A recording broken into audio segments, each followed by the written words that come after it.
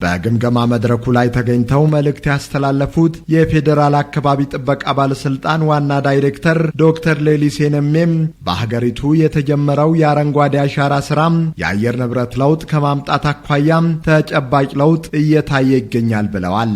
መንግስት የሚሰራቸው ልማቶች ከዚህ ጋር ኢንተግሬት እንዲያደርጉ መሰረት የሚጥል አይነት እንደሆነ ታሳቢ በማድረግ በሚቀጥለው ብዙ የጄፍ ፕሮጀክቶችን ሞቢላይዝ ማድረግ ይኖርብናል። እንደ ሀገር ደግሞ ይሄንን አቅም ሞቢላይዝ የምናደርግበት እንዲሆን ብዙ ፕሮጀክቶች ያስፈልጋሉ። ብዙ ዲማንዶች አሉ። ያንን ዲማንድ ሚት ስናደርግ አካባቢያችን እንዲጠበቅ የሚሰሩት ሁሉ ሰስተናቢሊቲና ሬዚሊየንት እንዲሆን አስቻይ ሁኔታ የሚፈጥር ስለሆነ እሱን የምናይ ይሆናል። የተጀመሩ የአካባቢ ልማት ጥበቃ ስራዎችን በማጠናከር የህብረተሰቡን ተጠቃሚነት ለማረጋገጥ በትኩረት መሰራት እንዳለበት አሳስበዋል። ዶክተር ሌሊሴም ክልሎች ከሚላክ በጀት አንጻር አቶ ስፋይ እንደ አሳይመንት እንውሰድና ማድረግ የምንችላቸው ነገሮች ካሉ ቼክ አድርገን ለሱፐርቪዥን አሁን ከረንትሊ ያለው ነባራዊ ሁኔታ ከትራንስፖርት ከነዳጅ ከምን አንጻር የሚነሱትን ኖት ይዘናል።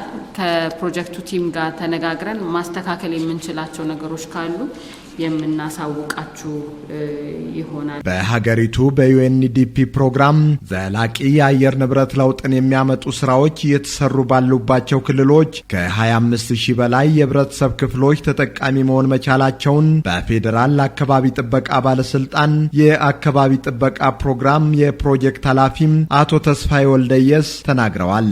የ5 ዓመት ፕሮጀክት ነው። እስካሁን 2 ዓመት ተኩል አካባቢ ገደማ ሰርተናል።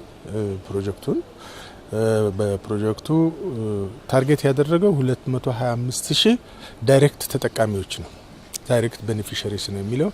ስለዚህ እያንዳንዱ ቤኔፊሻሪ ከየት እንዴት ይመረጣል የሚለውን በዲቴል ወይም በዝርዝር ፕሮጀክቱ ሲቀረጽ ተለይቶ ወጥቷል።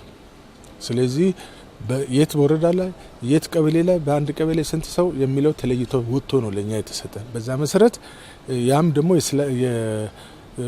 ክራይቴሪያ አለው። ሴቶች እና አካል ጉዳተኞች ወጣቶች ተጠቃሚ እንዲሆኑና እንደ ምሳሌ ሌላው አርአያ እንዲሆን ለማድረግ የታሰበ ፕሮጀክት ነው።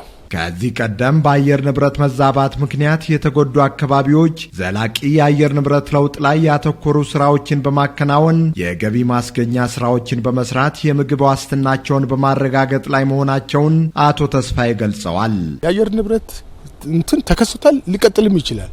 ምንድነው እዚህ አሁን እየተሰራ በሚቀጥለው ያለ ቀበሌ ያይና እዚህ የሚሰራውን ይሞክራል።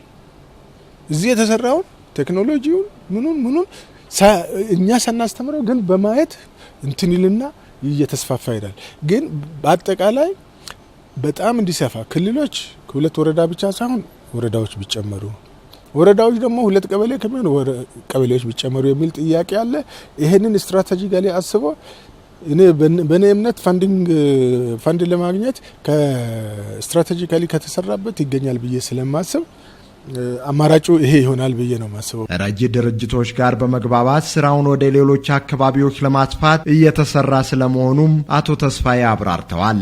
በምክክር መድረኩ የአረንጓዴ ልማት ስራም በዩኤንዲፒ የገንዘብ ድጋፍ የሚተገበርባቸው አካባቢዎች የተገኙ ባለሙያዎችና የየክልል አካባቢ ጥበቃ ባለስልጣን ዳይሬክተሮች ተሳታፊ ሆነዋል።